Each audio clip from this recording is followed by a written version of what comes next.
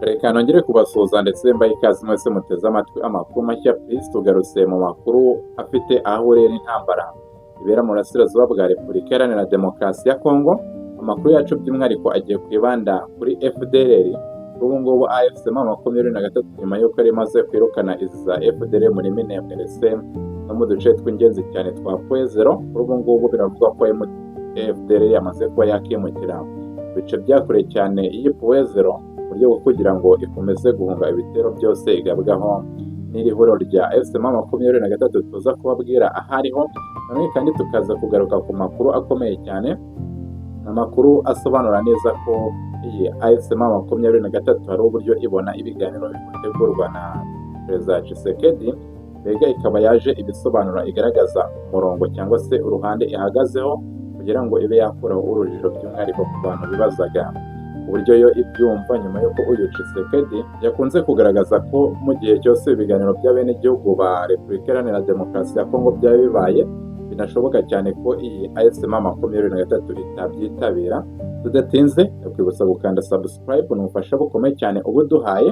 None kandi aya makuru reka tuyahere kwayo avugwa kuri AFC M23 nyuma yo kwirukana iyi FDLR muri centre ya Minembwe ndetse no muri Pwezero. Amakuru dukesha umuvugizi wa AFC M23 Lawrence Kanyuka. Uyu Lawrence Kanyuka yatangaje ko umutwe wa FDLR wavuye mu birindiro wari ufite mu duce twa Minembwe na Pwezero ukimurira icyiciro cyawo gikuru mu bice bya Fizi na Baraka biherereye mu ntara ya Kivu y'Amajyepfo. Uyu Lawrence Kanyuka ibi yabitangaje ejo ku itariki 20, aho yavuze ko uku kwimuka kwabaye nyuma y'uko ingabo za AFC M23 zigabye ibitero bikomeye cyane kuri FDLR, bikaba byarayisonetse kuva mu duce yari imaze igihe kinini cyane ikoreramo.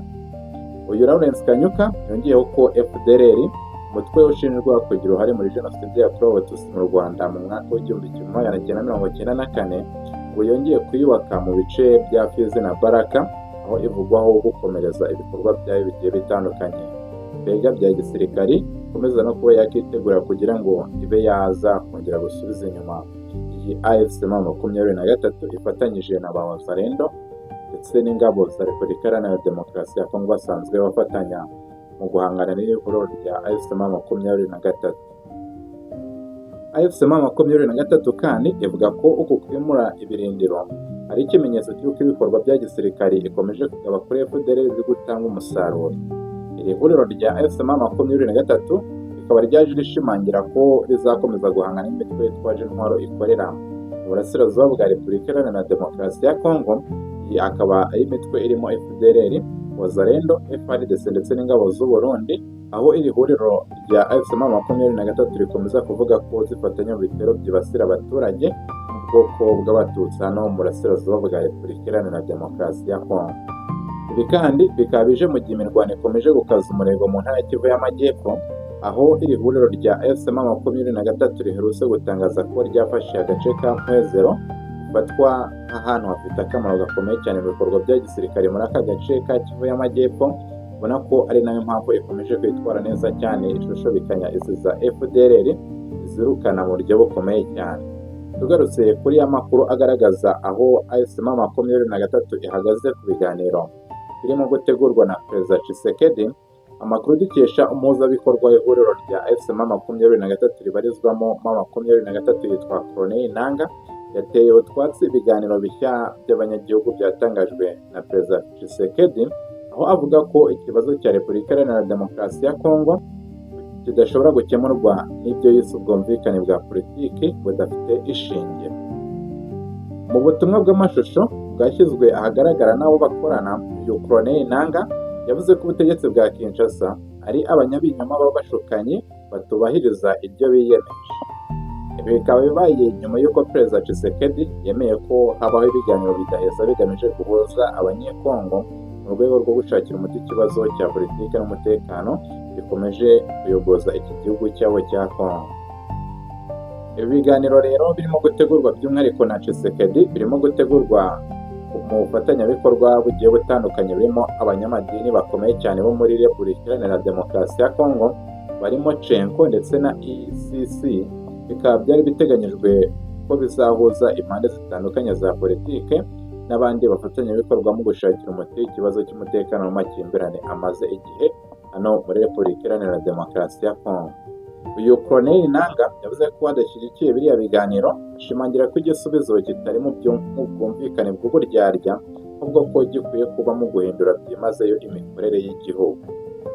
Yagaragaje ko ibintu bine avuga ko bikenewe kugira ngo Repubulika Iharanira Demokarasi ya Kongo yubakwe bundi bushya, birimo kubaka ingabo zikomeye zishobora gukumira ibitero, polisi irinda abaturage, ubutabera bwigenga ndetse n'ubuyobozi bukora neza. Icyakora mu magambo ye, uyu Corneille Nangaa ntabwo yanze inzira y'ibiganiro bya Doha, ahubwo yanze by'umwihariko ibiganiro bishya biri gutegurwa na Kinshasa Bega Tshisekedi yifuza kuzayobora. Ibi rero bikaba bishobora gushyira mu kaga intego yo gukora ibiganiro bidaheza byahurizwamo impande zose, bitewe n'uko iri huriro rya M23 ari umwe mu bakinnyi bakomeye cyane mu ntambara yo mu burasirazuba bw'iki gihugu cyabo. Kugeza ubu haracyari kwibazwa niba Kinshasa izakomeza gahunda yayo yo gutegura ibiganiro n'ubwo M23 itabyemera, ndetse n'uko kwanga ibiganiro kwa Nangaa bikaba bishobora kugira ingaruka ku zindi nzira z'ubuhuza zikomeje, cyane cyane ibi biganiro bya Doha. Abakurikiranira hafi by'umwihariko politiki n'umutekano byo muri Repubulika Iharanira Demokarasi ya Kongo bahuriza ku kuba mu gihe M23 yaba ititabiriye biriya biganiro bidaheza, bishobora kugorana cyane kubona igisubizo cya politike ku ntambara yo mu burasirazuba bw'igihugu cyabo, mu gihe hakomeje gushakwa inzira yo guhuza impande zihanganye ndetse no kugera ku mahoro arambye. Amakuru turaje tuyakurikirane tureba neza niba n'ibi biganiro hari icyo byageraho. Nongera kukubutsa gukanda subscribe, ubufasha bukomeye cyane ubuduhaye, wongere gusubira mu kanya.